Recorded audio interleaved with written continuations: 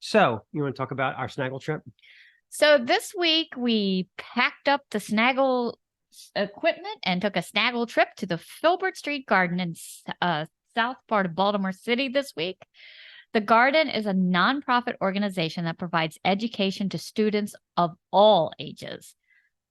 Basically, it's an urban wildlife oasis. Yeah. It's a community garden plots, which you can, as we will find out, sign up for. And it's combating something called the food desert. Which I was not familiar with this at all. You would think in the city there's plenty to eat or Uber Eats or whatever, but not everyone has the money for that. Not everyone has access to transportation or a car. So it's definitely a problem. We sit down with Charles DeBarber and Chrissy Fleetwood, as well as Brittany, one of their master gardeners. Brittany Coverdale, yeah, Brittany not Coverdale. related to David Coverdale. And also get to know some of the animals living in the garden. It's a kooky good time. I'll tell you what, it's in a pretty tough section of Baltimore City. And what you do when you're in the hood is you try to just blend in. But of course, I find myself at a gas station to get some water. And I'm wearing the flashiest Vegas shirt you'll see. I'm like, what am I doing? How did I get into this ridiculous situation? I wore heels, which weren't really great on a farm. Yeah, you'll see. Lesson learned. Well, anyway, so here, check it out. This is our Snaggle trip. So we are with Chrissy Fleetwood at Filbert Street Garden, right? So tell us how on earth this place came to be. In the middle of the city. In the middle of the city, Yeah. in the forgotten Yeah. South Baltimore. So, I wasn't here from the very beginning. I'm in my third season now. I'm the external relations coordinator here. Basically, my job is to go out and get people and bring them here, whether it's big volunteer groups, corporate groups, tours, whatever, schools, field trips. So with that being said, this used to be just a big empty trash lot. Wow. Our Really? founder, go ahead. No, go ahead. Our founder, Jason Reed, got in here on an Adopt a Lot program about 13 years ago. And it's just built from there. We started out, obviously we're in Curtis Bay, so we have food desert issues. We've got kids that run around this neighborhood with scurvy because of vitamin deficiencies. They're depending on these mom and pop stores around the neighborhood to get food for the families because closest store is right up on Ritchie Highway, Church Street at Lidl's. We were looking around trying to get some place to get water. There's not a whole lot. There's not a whole lot at all. And then Lidl's is closing in just a week or two. So, now my community is going to lose that grocery store. And a lot of people in this neighborhood don't have any form of transportation.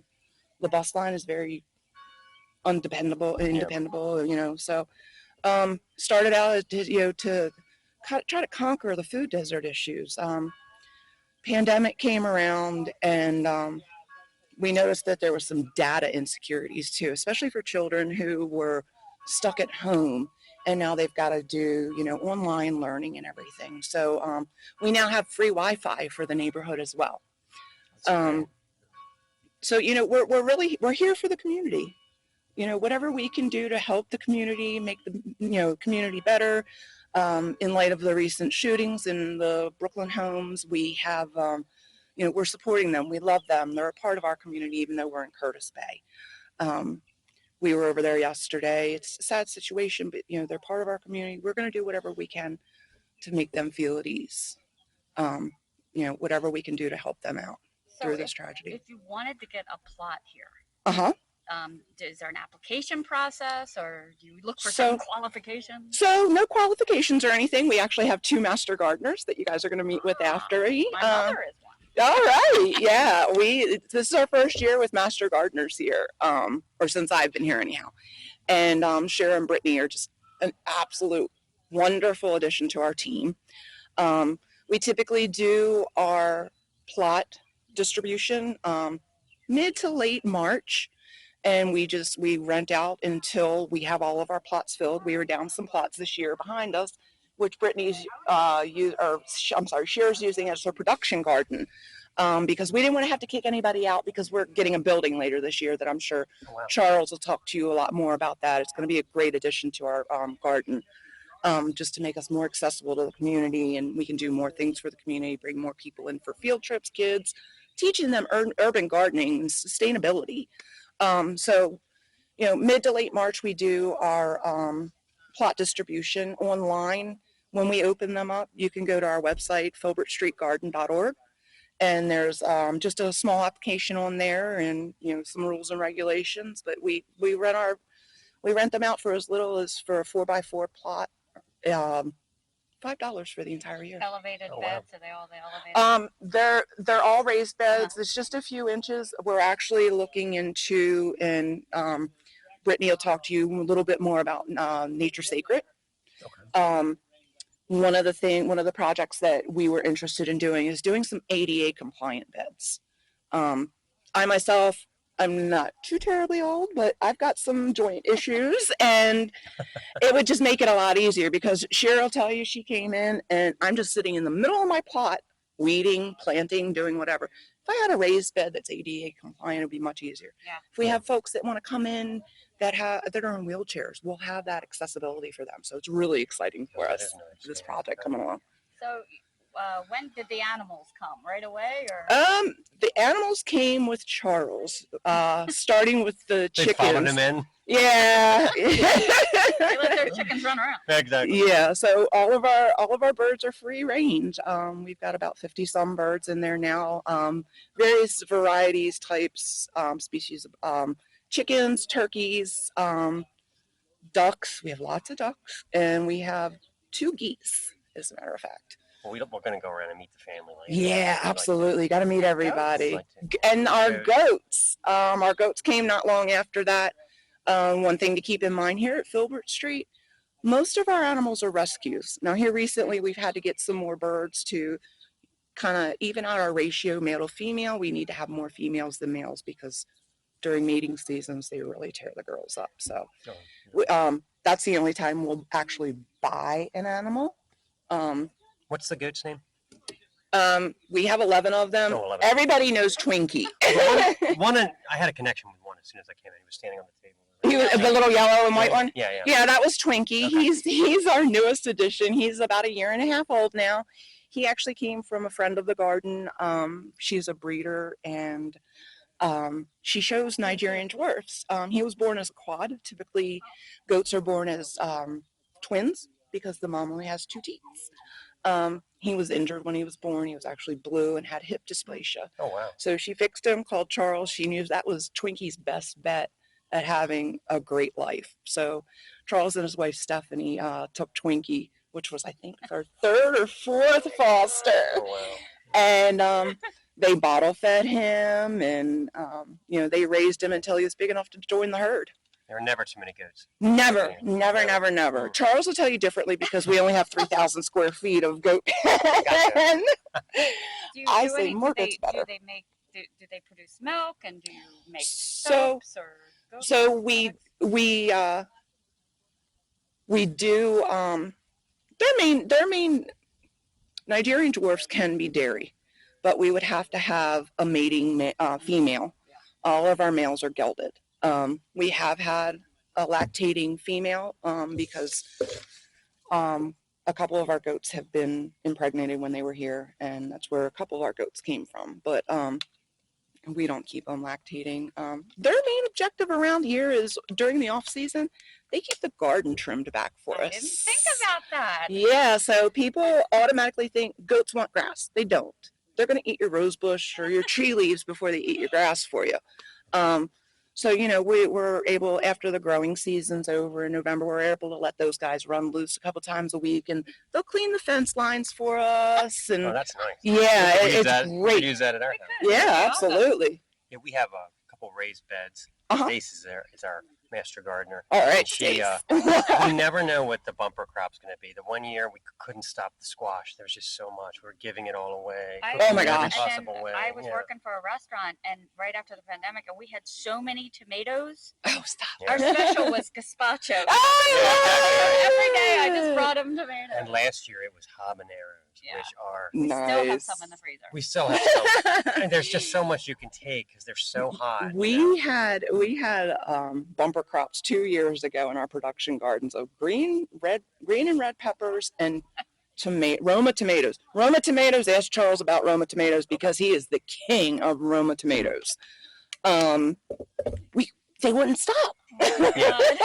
We never know what's going to blow up. We Yeah. never know. No. Yeah. You want to know who all the worst animals are? Oh, yeah, well, definitely I'll that, go yeah. through the list of them. Okay. Definitely that. Filbert is worst. Like I just What is Filbert? Filbert is the goose. He's the big white goose walking around. Okay. He is truly the worst. He's my best buddy, and he'll probably outlive everybody because geese can easily live 30 years. But he's kind of one of our de facto mascots, and he was with the first birds that came here. So he's getting to be about 8 years old now. Still easily has 12 to go.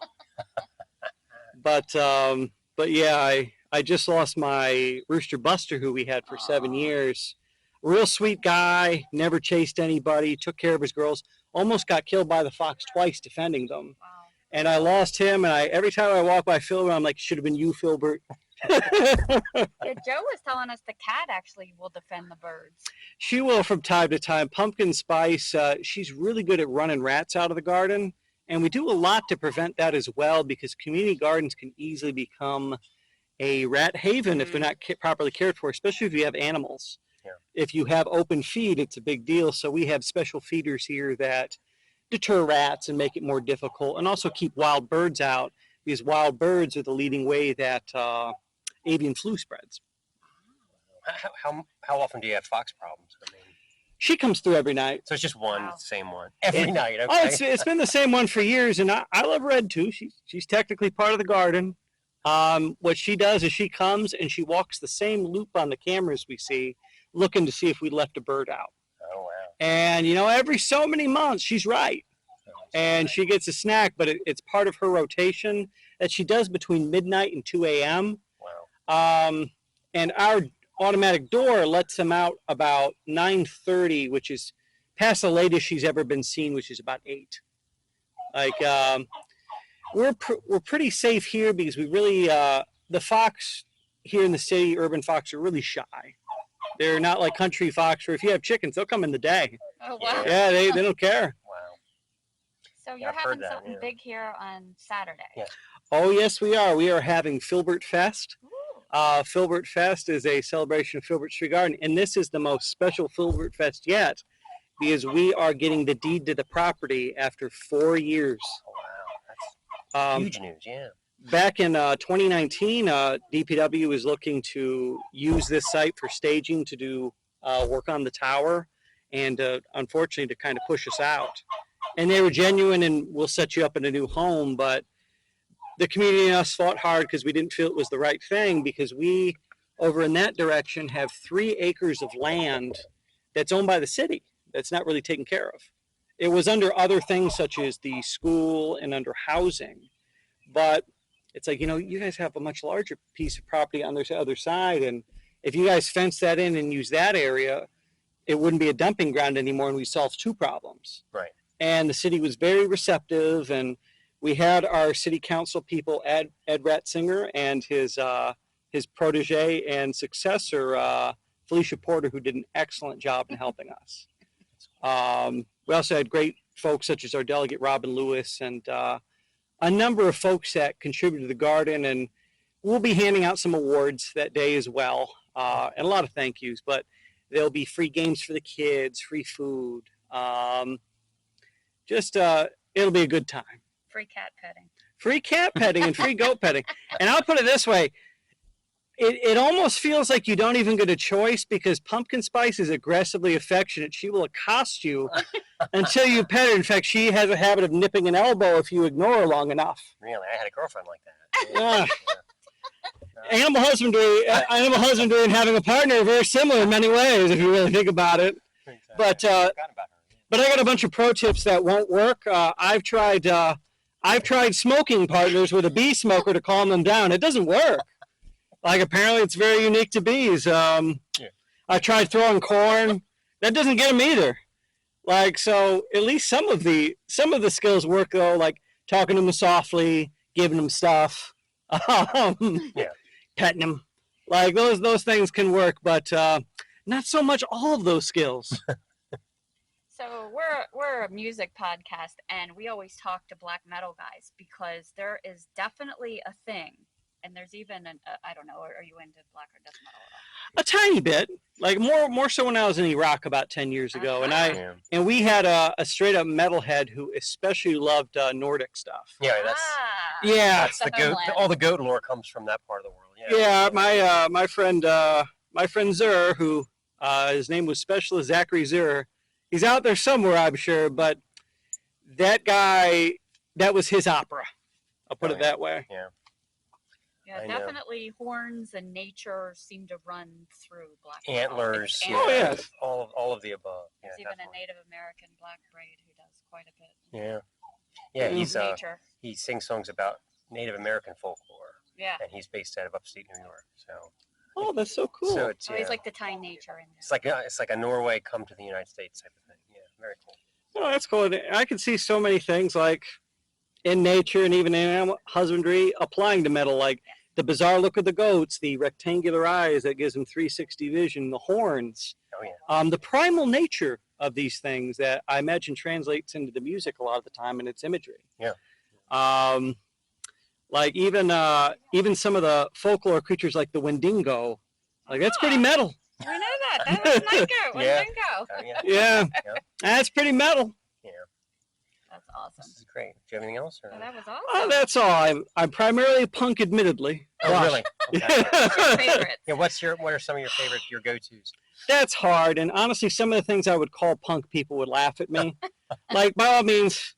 Love the Misfits and the Ramones. Okay, yeah. But I would say I like Green Day too, and a lot of people are like, is that really punk though? And it's like, well, their earlier stuff, yes, they move more toward new wave, but their tastes evolve with mine. So I can make a recommendation to you. I would love a recommendation. The Hip Priests out of the UK. You will love them if you love all the Hip Priests. They're called the Hip Priests. I promise you, I'll give it a chat. I'll give it a try. Yeah.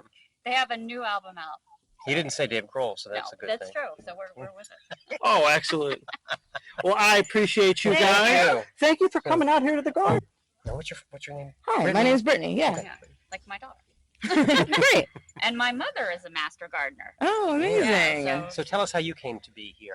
Yeah. You got your certification. Absolutely. So I have a sort of youth development, youth advocacy background. And so that was my the position that I was in right out of college. And so there was a need to sort of create activities and things like that to supplement the programs. And I always just noticed that the kids wanted to be outside. So I created programming around being outside because that is how like I was raised with my grandmother and my mother working in gardens. And so I was like, well, how can I sort of get a certification behind this? And so I found the University of Maryland like extension program, master gardening program through that. And that was really cool because it was a lot of great content there, but I also met a lot of people. And so I was able to build on that like foundation through, I guess I would call it like apprenticeship style learning from people that I met there that was able to build on that. And I had also just had an interest in community gardens, urban farming, and I reached out on Instagram and learned about events that Filbert was having and like brought my godsons and my friends here. So I had a connection to it before I even knew that they were hiring. And then when that sort of just fell in line with really great timing. So what kind of duties do you have around here as far as the gardens?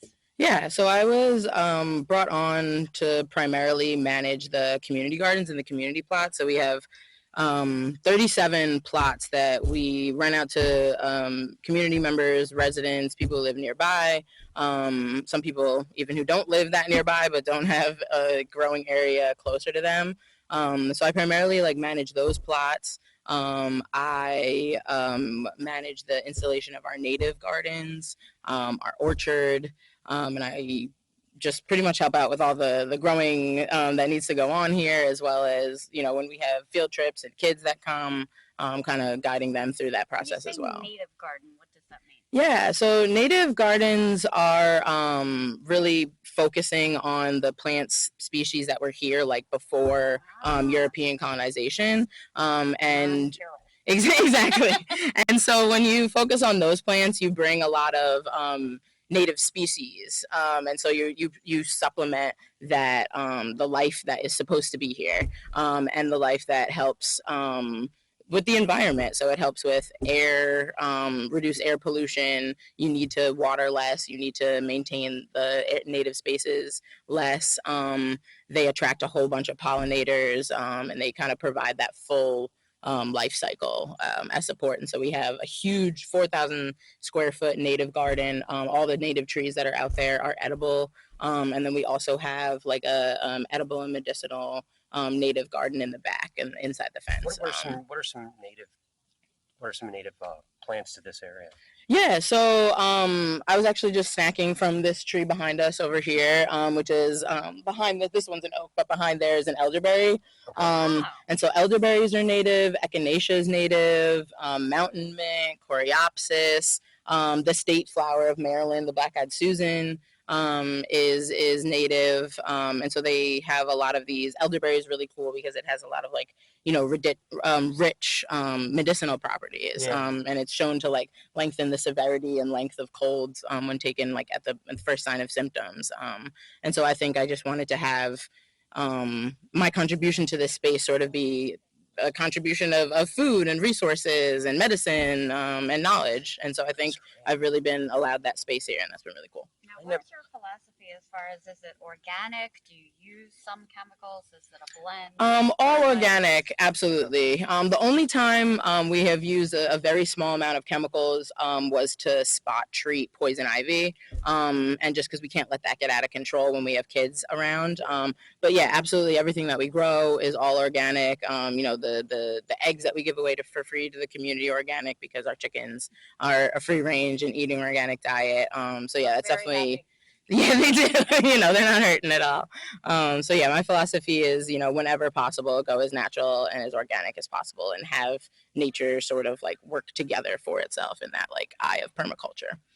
I've lived here all my life, and I didn't know elderberries were native to Baltimore. I would have never known that. I mean, Absolutely. I go back to, you're talking about being outside. When we were boys, summertime, our parents just kicked us out and said, "We'll see you at lunchtime." Uh-huh. And we were just like, I guess we'll climb trees or something. You know, there was no Facebook then.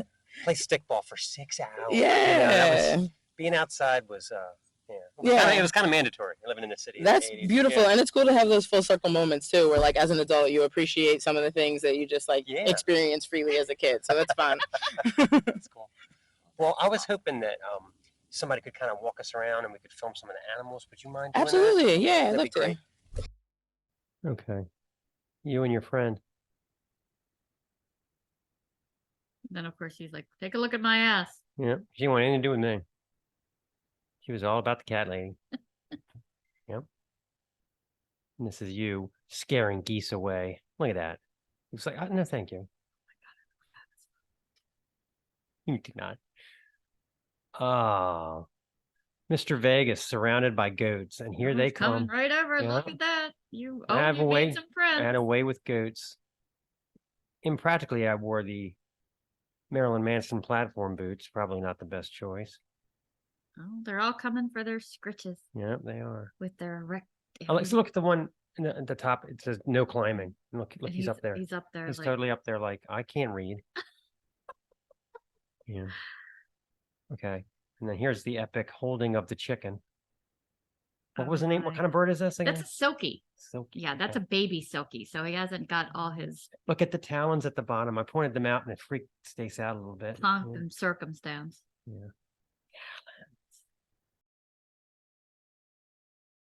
So, it is a lovely evening here at Filbert Garden in Baltimore.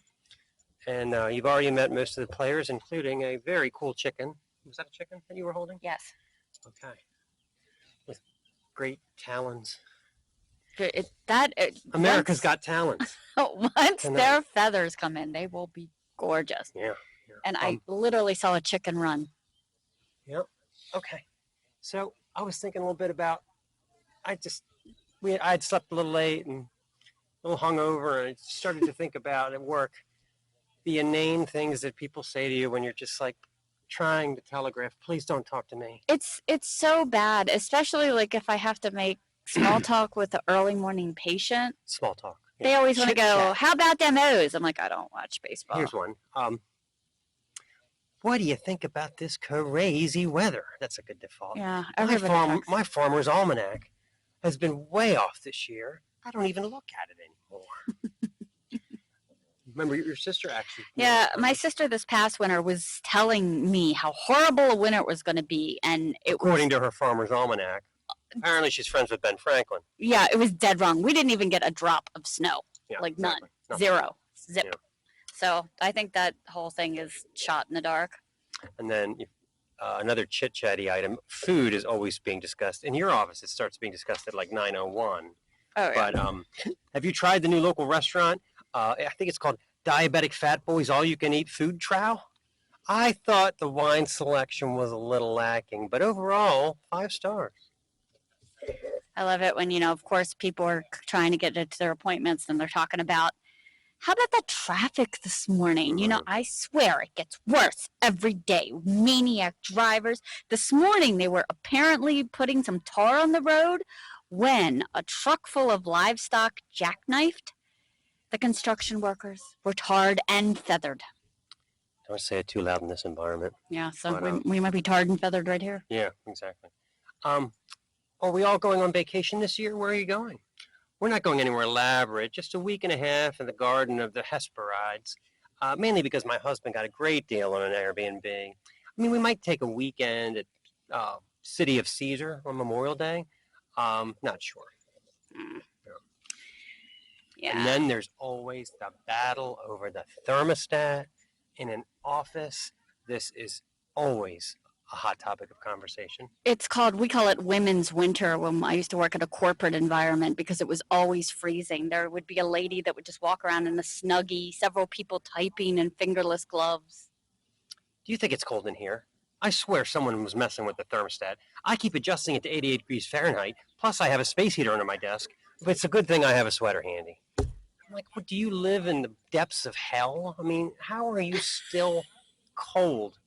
Maybe she should get the Snuggie thing. That was just great. The whole idea suit of- was a Snuggie. The whole idea of air conditioning battling with the heat it's never made sense to me. So Well, you know what, though? I think it's all metabolism, whether you're hot or cold. And I have decided I'm going to get in shape. Do you belong to a gym? yeah, that's I've been bad. thinking about joining Iron Mike's Cardio Gulag. Iron Mike's Cardio Gulag. That sounds like a winner to me. Yeah, they have a really strict program there, though. Really, a gulag has a strict program? That's interesting. Yeah, it's what I need to get my butt in gear. I mean, I heard rock breaking is great for the glutes. That's how Rambo did his, I guess. Yeah. So anyway, I wanted to tell you, I went to go pay the water bill the other day, and I'm fascinated by corporate things and municipal codes and things like that. So I saw that on Baltimore City's website, they have a tab for licenses and permits. Oh, no. And I was like, oh, this is mad fun. Let's see what kind of shit that they want money for. So did you know that you have to get a permit for an antenna? Who has an antenna these days? If you're putting up an antenna for your ham radio show, you have to submit site plans, manufacturer specs, the whole 9 yards.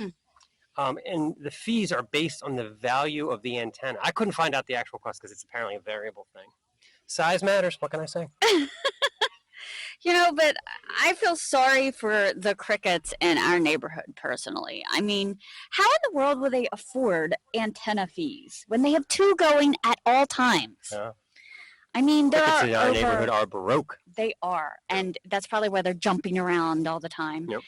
I mean, and chirping. I mean, they're probably chirping about how cheap the government is. I mean, there are over 900 species of crickets in the world, and every single one of these makes their own unique chirp. Oh, it's a Believe It or Not. Wow. Remember that show? Believe It or Not. Always with the wildlife you are. Yep. Some experts can tell when out in the field, just listening to the chirp, what kind it is. I bet that makes a scintillating party guest. All right, get out our chirps. Come on, Bill. Come over. See if you can guess. Hello, ladies. So, how about this? If you put up, this one floored me.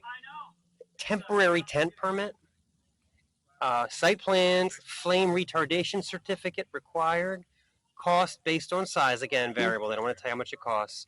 I see this as the reason why there is not much in the way of scouting anymore. Because how will the Cub Scouts and Boy Scouts be able to afford temporary tent permits when they're camping? I think they mean party tents.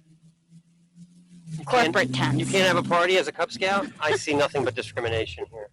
Here's a good one. Windmill permit. Okay.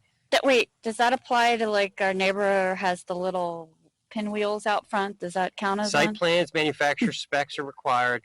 This is here we go. So for your mansion from 1812 with a windmill attached, if it pumps water, you need a plumbing permit.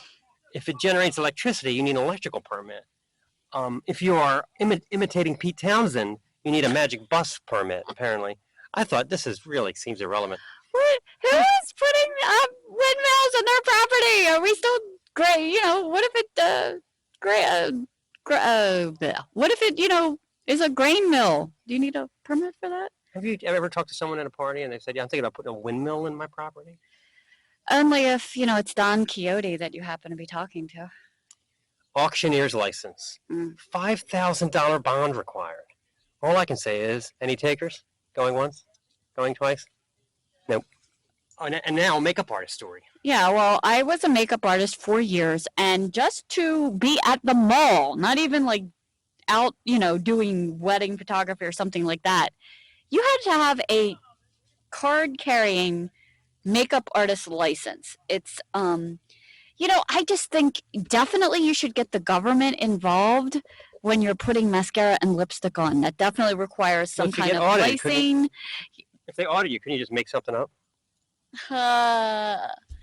It's like, foundation matching requires a degree. And I used to laugh because my card, said Stacy, beauty advisor. Nice. So I can put that on my resume, right? That's the title. But you know what? As much tales as I heard doing that job about lack of self-confidence, thinking a certain color lipstick was going to save their life, my title should have been psychotherapist. Philicist psychotherapist. Kind of like now. Yeah, really. Well, on that note, we'll end our merry trip to Filbert Street Garden. This is Mark and Stace signing off. This is the Snaggletooth Rock and Roll Podcast.